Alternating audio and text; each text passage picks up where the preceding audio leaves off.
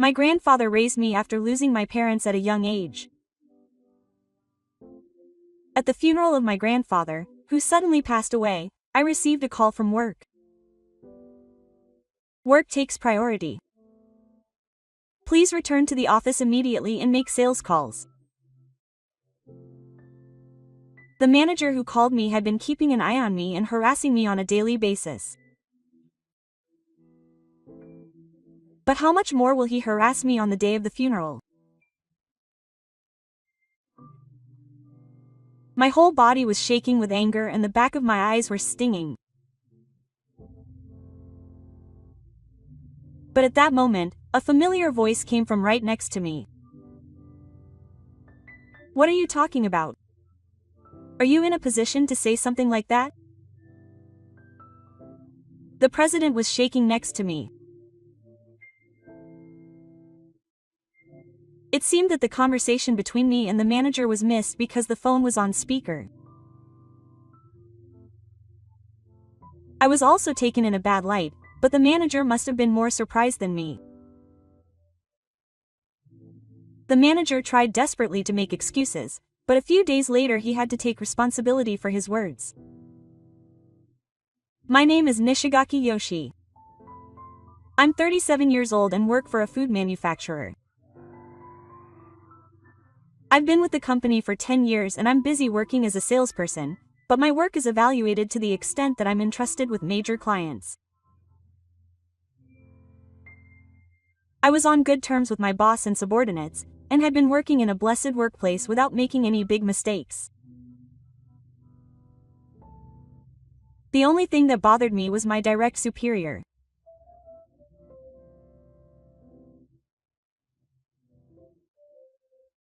Makoto Hirano, who was transferred last month, is a sneaky person who always blames his subordinates for small mistakes.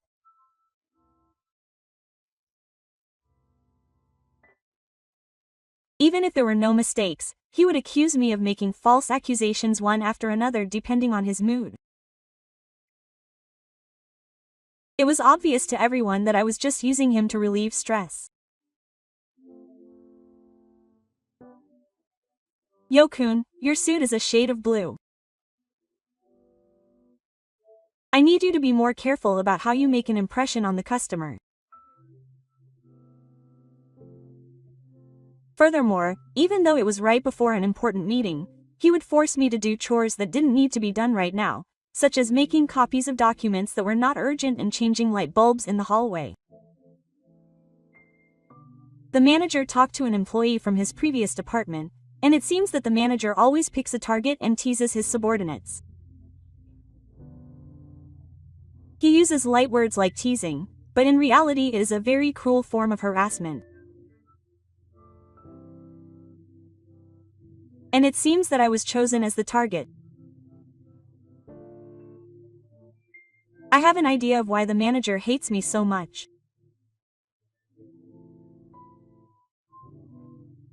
I was already in my late 20s when I changed jobs 10 years ago, so I just worked at Kamushira. I willingly took on anything I could do, and actively bowed my head and asked to be taught anything I didn't know. Even now, that way of working hasn't changed, and it's probably because of that attitude that my manager was annoyed. It's weird for someone to change jobs so casually. There's no telling what they've done at their first company. The manager always said mean things like this, but nothing more.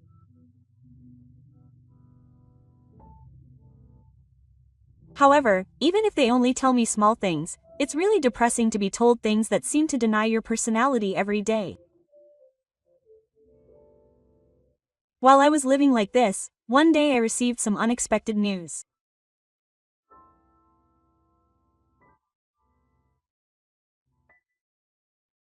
Oh, my grandma was living in a nursing home with her grandparents, and I used to go and check on them from time to time, but my grandfather had become a joke and it was no longer something I could handle.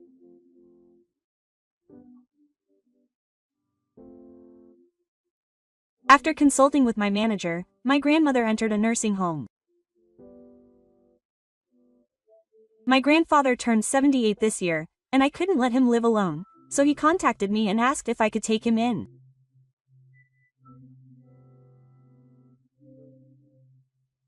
I've been busy with work recently and didn't know my grandparents were in such a state, so I was completely surprised by the information. My parents were in a traffic accident when I was a child, and I was raised by my grandparents from the 4th grade of elementary school. I thought that this was the least I could do to repay them for all the help they gave me, so I agreed to the offer to live with them on the spot. It was 2 weeks later that my grandfather moved into my house. His luggage had already been delivered, so he came with a bag hanging from his hand.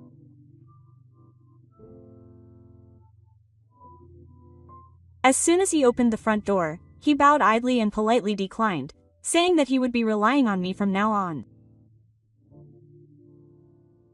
Don't be so formal. There are some extra rooms, so feel free to come in as if it were your own house.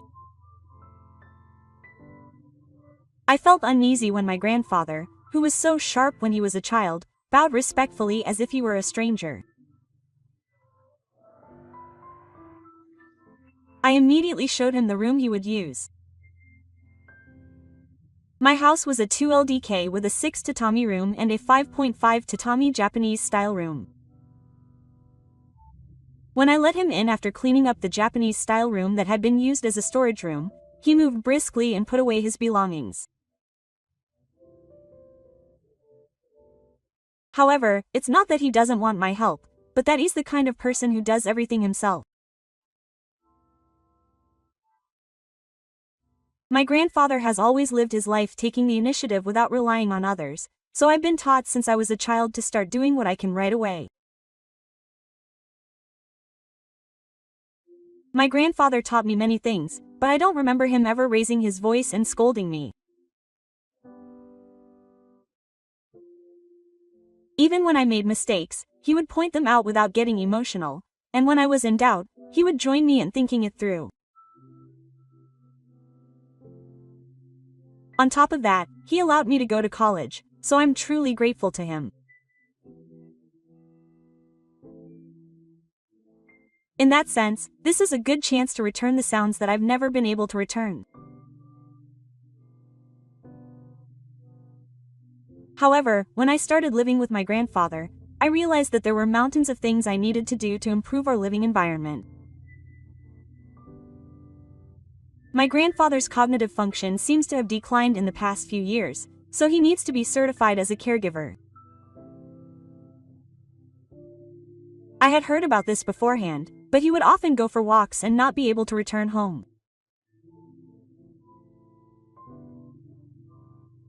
Furthermore, it was becoming difficult to retain short-term memories, such as when a conversation suddenly stops and I would forget what I was talking about just before.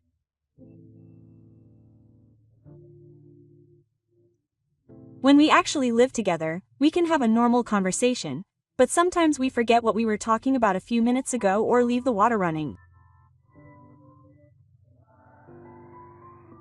Furthermore, my grandfather had a pacemaker put in a few years ago, so I consulted the city hall. There, I was introduced to the local comprehensive support center and asked for a nursing care certification survey.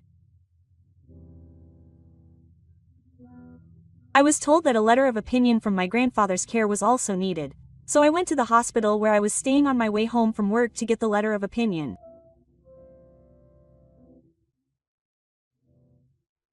There were many procedures that I would not have known if I had not lived with him, and I was busy with work, so I was desperate to complete them without any mistakes.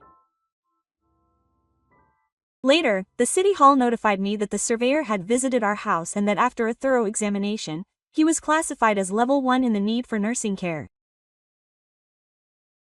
Due to his declining cognitive function, I expected that he would be classified as level 2 in the need for nursing care, but in front of the surveyor, my grandfather was cheerful, clear, and talked a lot and seemed to be having fun.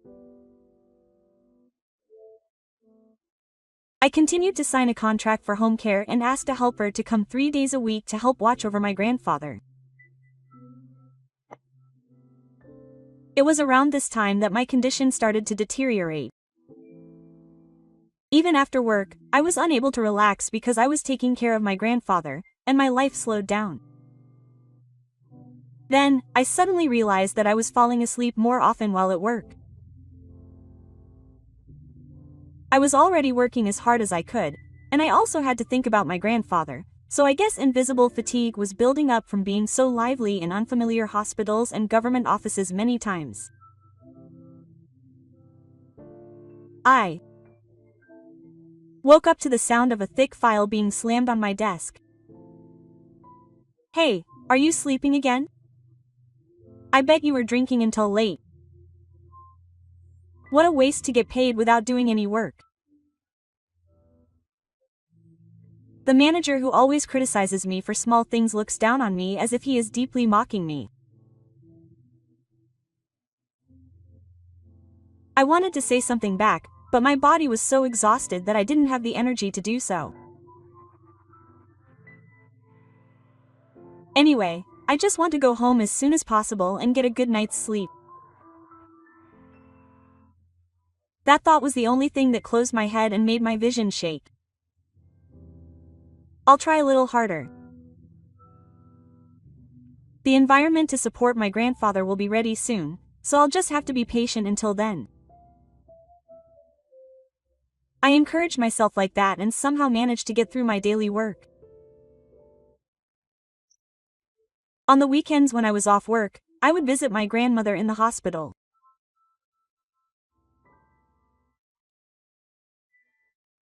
My grandmother, who has forgotten not only my name but also my grandfather, just hangs down and talks about her recent life with a smile. But my grandfather always holds her hand happily and talks about his recent life with a smile.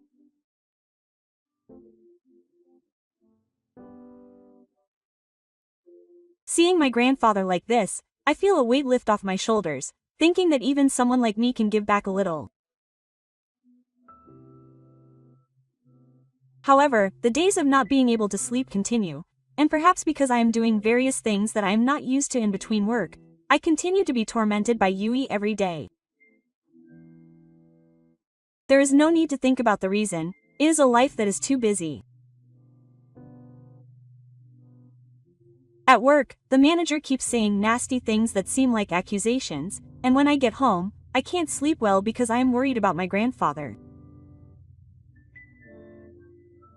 Of course, my grandfather can talk normally and does not frequently cause problems.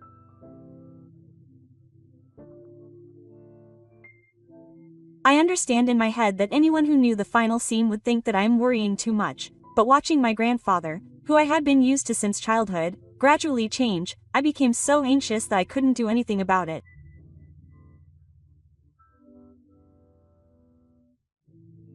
I became worried and looked up dementia on the internet, and I found various incidents and terrible episodes. I thought to myself that I don't want my grandfather to go through such things, and as a result, I got even more tired. Then one day, I finally made a mistake at work. What's this? Explain it to me. The manager shouted even louder than usual and slammed a file on my desk. I jumped up and was confronted with the order I had submitted.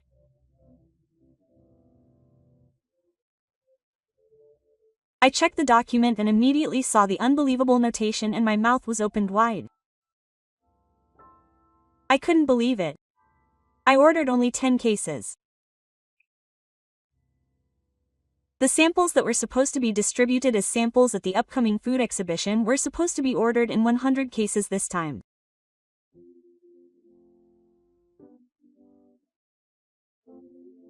But the document only said 10. At this rate, they will not be able to reach the visitors and will die within the first hour.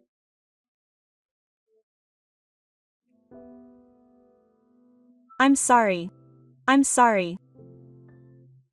It's not a problem of living with sorry.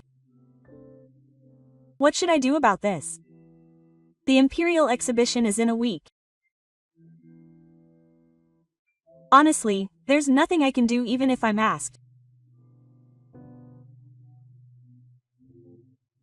As I was sweating and silent, the manager sighed to show off. "You're not doing your job properly." He comes to the office and falls asleep, and on top of that he makes an order mistake and holds us back while we work properly.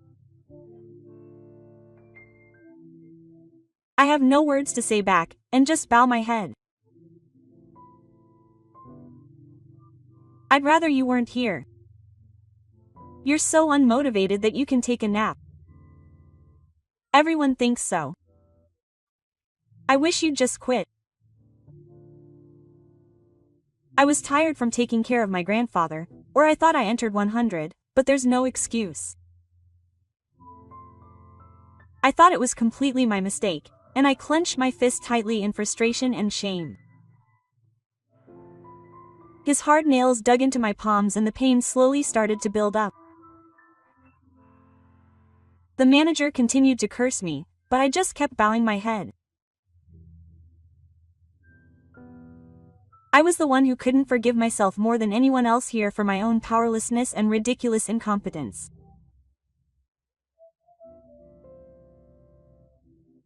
Why can't I do my job properly?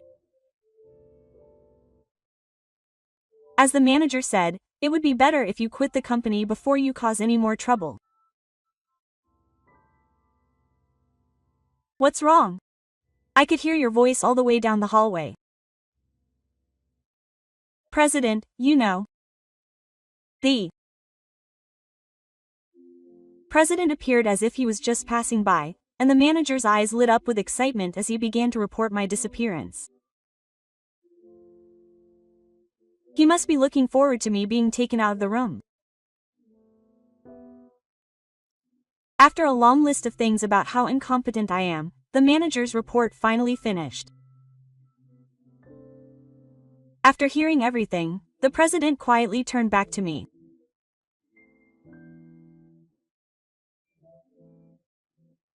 As I waited for him to take my seat and save my neck, the president's voice reached my ears as calm as ever. "Well, everyone makes mistakes. So, have you checked the stock at Yoshikin's factory? That's not it yet. I'll arrange for a truck, so please collect as many items as possible." The president calmly told me and took the initiative to call the factory. I also jumped on the phone and checked with other factories and nearby dead people to see if they had any stock of the products. The president's actions completely changed the tense atmosphere in the office. A week later, we were able to confirm that we had enough stock for the 93 series, which was almost the same as originally planned. "So, can you send a car to collect it? You seem to be in a hurry, but please be careful not to get into an accident. Thank you." I bowed deeply and the president gently patted me on the back. Then he turned to the other employees and said, "Everyone, go back to your work." He said cheerfully, telling us to be careful not to make mistakes. Feeling relieved, I immediately left the office to get my truck. Behind me, the manager slammed a file on my desk in frustration.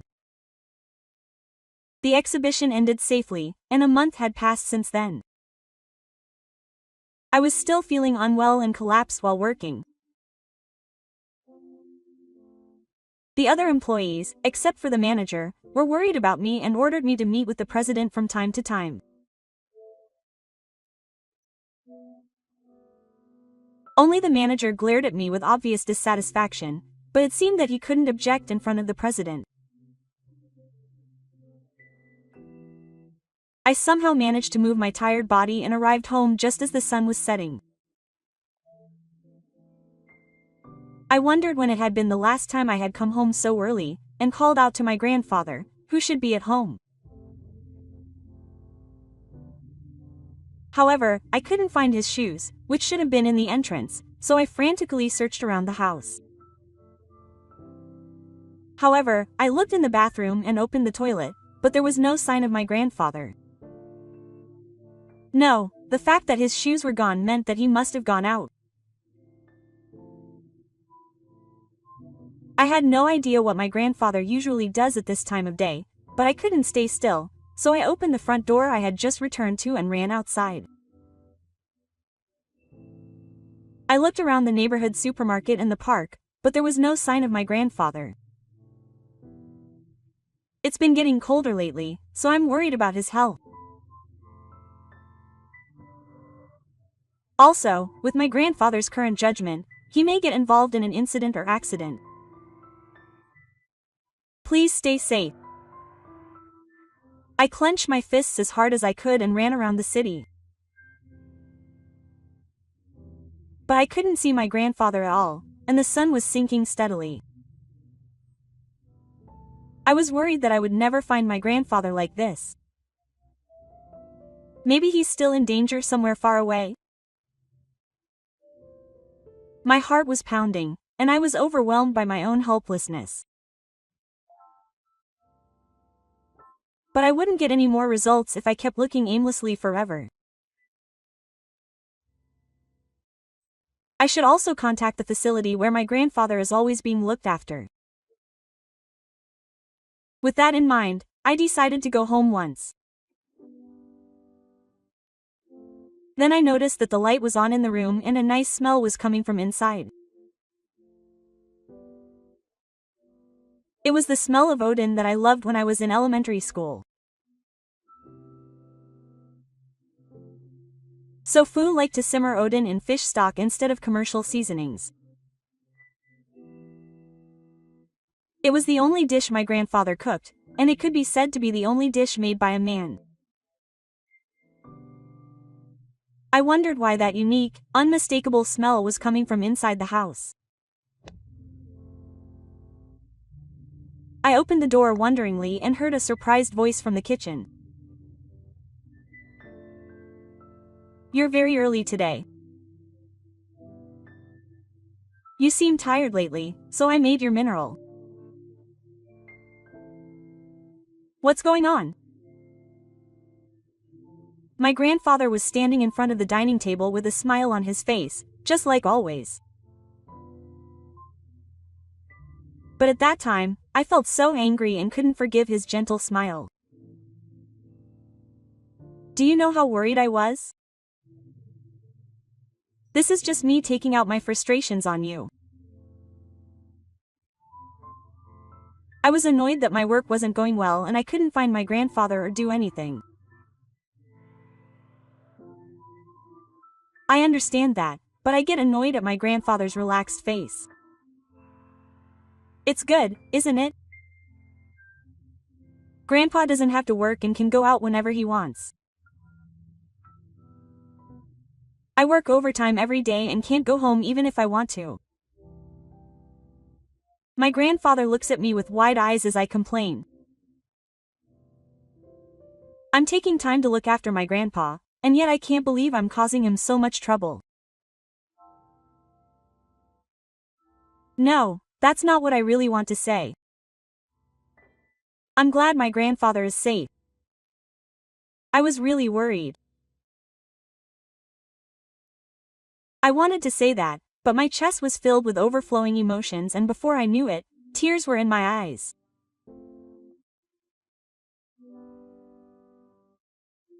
My grandfather was surprised and said, "Oh dear, you're like an elementary school student again. Come on, don't cry." He said, "If you eat Grandpa's Odin, you'll feel better," and blew away my tears. He patted my back like a toddler and I rubbed my eyes many times. "Grandpa, I'm sorry about what I said earlier." I said that in a small voice and my grandfather gently stroked my head. His touch reminded me of the time when I first came to my grandfather's house, and new tears overflowed from my eyes. Grandpa knows that Yoshi is a kind and good boy. But you don't have to try so hard. I felt my heart suddenly lighten with my grandfather's words. I was frustrated because I made a mistake at work and my private life wasn't going well either, so I guess deep down I wanted someone to acknowledge me like this. His face looks refreshed. Come on, let's eat oden together. My grandfather hands me the oden he just made. I bit into the steaming white boiled radish and it melted in my mouth. I'll never forget the taste of the soup stock. It was one of those days when my grandfather suddenly passed away. I wondered why he hadn't woken up in the morning, so I went to his room and found him with a peaceful expression on his face. It was so sudden that I couldn't hide my shock. I held my grandfather's funeral with a sense of loss that felt like a hole in my heart. I contacted the company and received a request, and saw my grandfather off. As I walked forward, my cell phone in my pocket rang. I looked over and saw the name of the manager on the screen. I told him it was a funeral today, so maybe it was something very urgent. I thought I was calm, but I was in a hurry, so I pressed the answer button and the speaker button at the same time. I think. Soon, the manager's uninhibited voice rang out from the other end of the phone. After sleeping like a dog, now you're slacking off. Don't take advantage of the day off and come to work now. No, today is my grandfather's funeral, so I received a request. I'm sure I've already contacted the manager, so calling me is just harassment. But the manager shouted even louder, as if to cut me off. Work takes priority. Please return to the company immediately and make sales calls. This is the last time we'll say goodbye to the software that was like a parent to me, so how much longer will the manager be satisfied with the harassment? I tried to suppress my anger, but my whole body was shaking with emotion and the back of my eyes started to flicker. At that moment, a familiar voice came from right next to me. What are you talking about? Are you in a position to say such a thing? The president was shaking next to me. It seemed that my conversation with the manager was off topic because the phone was still on peak. I was stunned, but the manager must have been even more surprised than me. The president? Why is the president there? I thought he went to the funeral of a company executive today. We'll have a proper discussion about that tomorrow. Don't say anything more unnecessary today. It's the first time I've seen the usually mild-mannered president raise his voice like this. I press the end call button as the president urges me. Until just before, the manager was shouting in a confused voice, "Please wait. Please listen to me," but the president didn't try to answer him at all. The funeral ended like that, and everyday life slowly returned. I finally started to express my sadness over losing my grandfather. When I went to work, I received a call saying that the president was calling me. When I headed to the president's office as instructed, I heard a voice from inside. I was the only one at the funeral the other day, so what were you doing? No, you were busy with that work. And I heard that he had dementia, so I thought he had completely forgotten about the company, but There was the president and the manager who had been called before him. The president was yelling at the manager with the same angry expression he had shown at the funeral yesterday.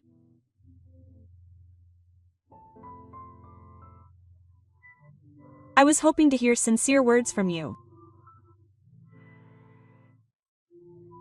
What on earth was that phone call to Yoshi-kun the other day about?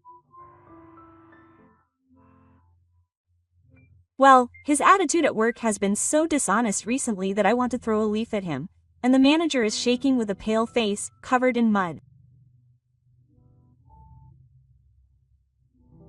What kind of work is there on the day of the funeral of an important relative? You have no authority to take away the request. I can't stand your nonsense anymore. You don't have to come in from tomorrow. The president turned red and awake, and announced the punishment to the manager.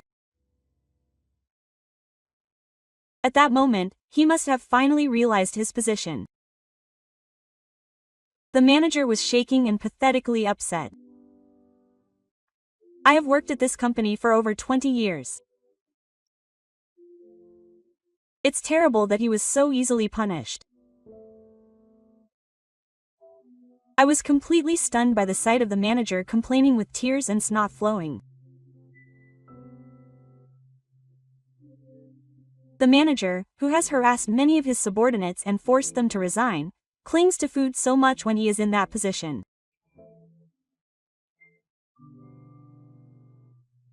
But the president continued to talk.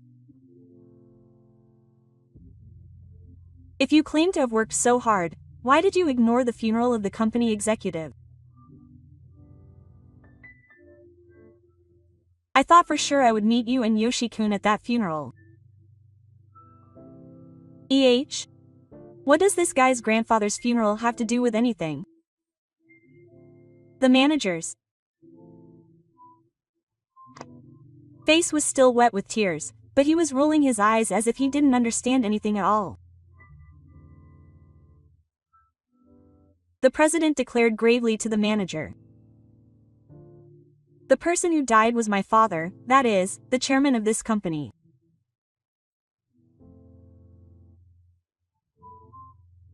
The manager didn't seem to know, but in fact, my grandfather was the chairman of this company and the president was my father's disciple, but my grandfather has only been with the company for a long time and retired from the public eye a long time ago.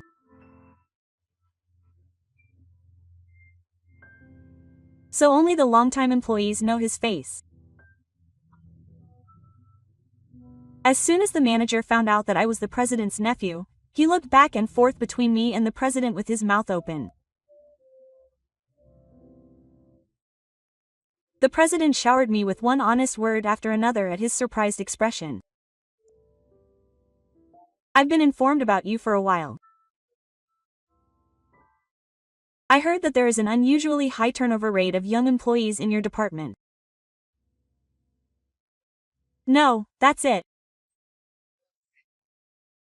The manager was opening and closing his mouth like a fish, trying to come up with some excuse, and was covered in oily sweat.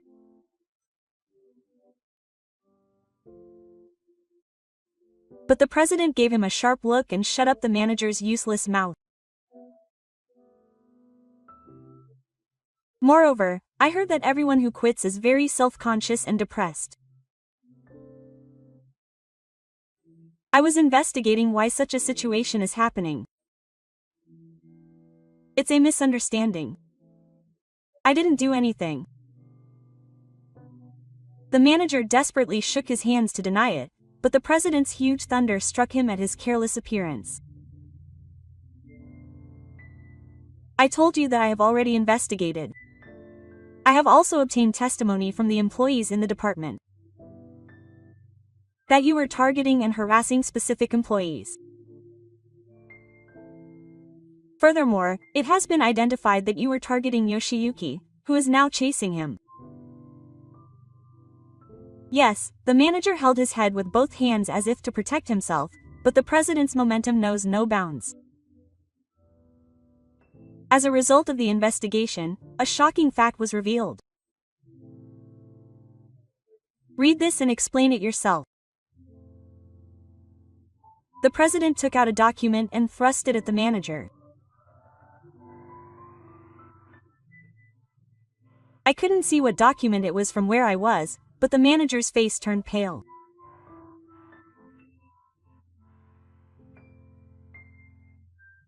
If you can't explain, I'll go instead.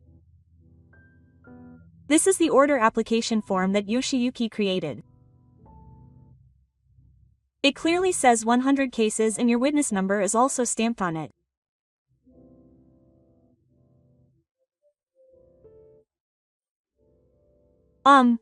The manager muttered with a straight lip, but the president continued to pursue without waiting for his words.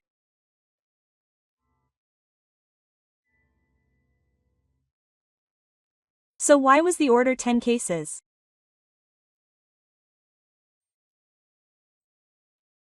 Well, that's why the manager just swallowed his words and didn't seem to be able to give a valid reply. He must be very swayed by the president not to reply. Well, he probably brought up my witness without permission, and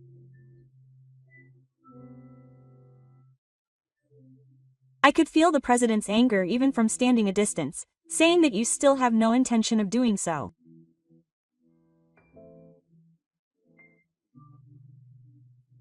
I was worried that he might raise his hand, but surprisingly the president just sighed loudly. You've forced important employees to quit their jobs. On top of that, it's unacceptable that you would falsify documents to harass them and cause problems for your work. The president turned his back on the manager and told him briefly in a flat voice, "We don't need you anymore. Pack your things and get out." Quote. It seems that the manager couldn't argue any further with the president's words. He knelt down in despair and left the room after a while. After that, the manager said that he didn't want to resign and tried to hire a lawyer to sue the company. However, the lawyer who visited the company and saw all the documents related to the manager refused the request. He probably decided that there was no chance of winning because the evidence of the manager's bad behavior was well documented. Thus, the manager left the company, and peace returned to our office. At the moment that the manager's voluntary resignation was announced, his colleagues cheered.